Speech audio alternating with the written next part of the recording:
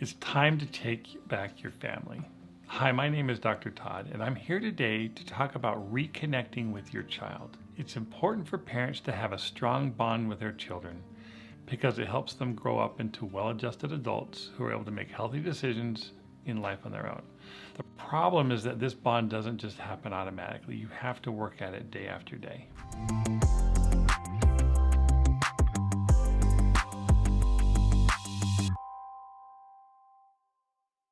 If you're trying to reconnect with your child or even trying to repair your bond with them, I have two simple suggestions that will make all the difference. Number one, show up. When reconnecting or repairing the bond is the goal, the first step to take is to just show up. So what does showing up mean? Showing up is physical presence. It's lots of little things, but mostly just presence.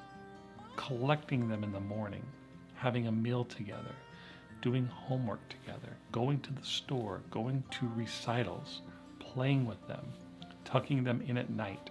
It's really anything where you're together. The focus is just on being together. That's what showing up means. So showing up shows that you care, that you want to be there, and that you want to have a relationship. You can do it without saying much. Showing up is having a consistent presence in some way in your child's life. It's helping them feel and perceive you as present for them. It's an emotional and physical presence in your kids' lives. Here's why showing up matters so much. I'm going to tell you two true stories. The names have been changed. So story number one is about Libby. Libby's mother was largely absent for about a 6-year period of her childhood. And this is because she was running a business in another country. It was a very stressful business.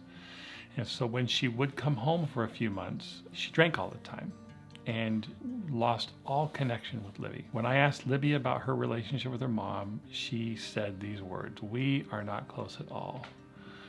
But we really don't fight much because she's gone all the time. I never see my mom." Libby's mother was gone both physically and emotionally for such a large period of time that it destroyed their relationship. Well, eventually the business launched and she could now scale back. And so mom is back home, and all Libby can feel towards mom is resentment.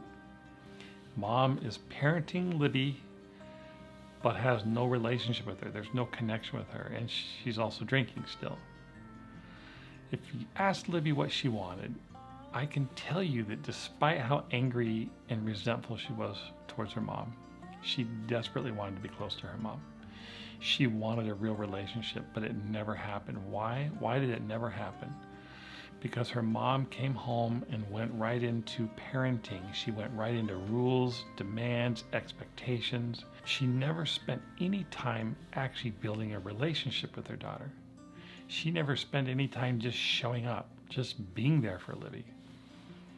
She actually even refused to acknowledge her role in all of this, which was her absence, her physical and emotional absence. She refused to be accountable. She refused to make any personal changes, and she refused to stop drinking. She just simply expected that Libby would shape up and get in line. And I'm telling you, this could have been so easy with Libby because I knew Libby. Mom was going about this the wrong way. You remember, you have to have a relationship before you can have any influence. So you have to show up before you can ever have a relationship. Now, before I go on and tell you this next story, I would love it if you would scroll down, like, and subscribe, and this will allow you to have access to all my free videos. Let me tell you another story about a boy named, we'll call him Jackson. Like Libby, Jackson's father was also largely absent from Jackson's life because of alcohol. He was an alcoholic, and Jackson's mother divorced him, and for many years, this dad rarely kept visitation appointments with the kids. He was a flake. And by the time I had come into the picture, Jackson was a teenage boy now who was actually in a residential treatment program after he had attempted suicide. That's how serious things had become for Jackson. And now I'm meeting Dad. And at this point, Dad is scared, and he really wants to have a relationship. But Jackson had all this resentment towards Dad because for years, Dad was absent, and Jackson was angry about it. But we worked on this. Dad was persistent. And the change was shockingly immediate, shockingly fast. Jackson responded so quickly to Dad's new attempts at a relationship and changing. Again, if you ask Jackson, what did you really want? He desperately wanted a relationship with his dad. He just didn't trust him. But the thing that his dad did that made this work is he just started showing up. Again, there wasn't a lot of words. Showing up initially meant he was writing letters to Jackson while Jackson was in this treatment program. Then he started making consistent visits. Then he went to AA and he stopped drinking. I'm telling you, today, Jackson and his dad are very close. And it's almost like all those years are sort of far behind and in the rearview mirror. It took a lot of months of showing up, but being consistent is what really worked for him. A second idea for connecting with your kids is so simple it sounds silly, but it's listening. I want you to spend a lot of time listening, and your goal, your intent when you listen is to connect. And here's an example I'm going to share with you. It's a silly example, but if you do stuff like this regularly on a daily basis, it will absolutely help you reconnect with your child. So last Christmas, my son was admiring the skateboard that his older sister had given him for Christmas. This was sort of a big deal. She didn't normally give him, big gifts like this. But he had just broken his leg in a skiing accident a few days earlier. So all he really could do was admire the skateboard. He couldn't, ride it. And the skateboard, again, it was quite the gift, right? And so now it's later in the day and later in the Christmas day, and there's all the hoopla from opening presents that sort of died down. And there's Brian just sort of, looking at his skateboard, and he's admiring it and turning it around. And he's just so excited to have this. And he says to me, "Hey, Dad, come check this out." And so I come over, and he starts telling me all the nitty-gritty details about his skateboard. The wheels do this, and the trucks do this, and the board is made of this material. And to be honest with you, I am zero interested in this, but it was important to him. So I sort of decided to suck it up, and I was just going to listen to him. And I remember at the time, I had been talking about and writing about the importance of listening. And so I decided to do an experiment with him right there on the spot. And he didn't see me do this, but I sort of pulled out my iPhone and started a timer on my phone. I was going to see if I give all my attention to him while we talk about this skateboard, like how long is this going to take?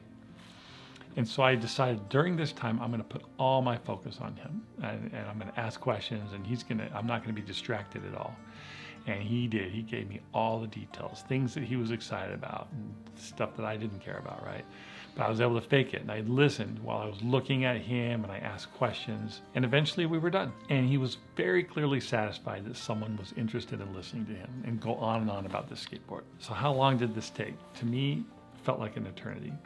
When I looked at my phone, it was 120 seconds. It was 2 minutes, and we had this really meaningful interaction. This is a small thing, and if I hadn't done it, it would not have really mattered. But when you do these kinds of things over time, especially when you're trying to repair a bond with your child, these little experiences become meaningful. They're just tiny little deposits that you can make into your child's emotional bank account. And after you build up a lot of savings, then you're in a good space with them. Hey, if you've really been struggling with connecting or reconnecting with your child and trying to repair the bond, start with these tips, but I've got more for you, and I've put a link in the description to a free 4-part presentation that will show you how to connect with your kids and how to repair the bond with them. So grab a pen and paper, click the link below, and I'll see you there.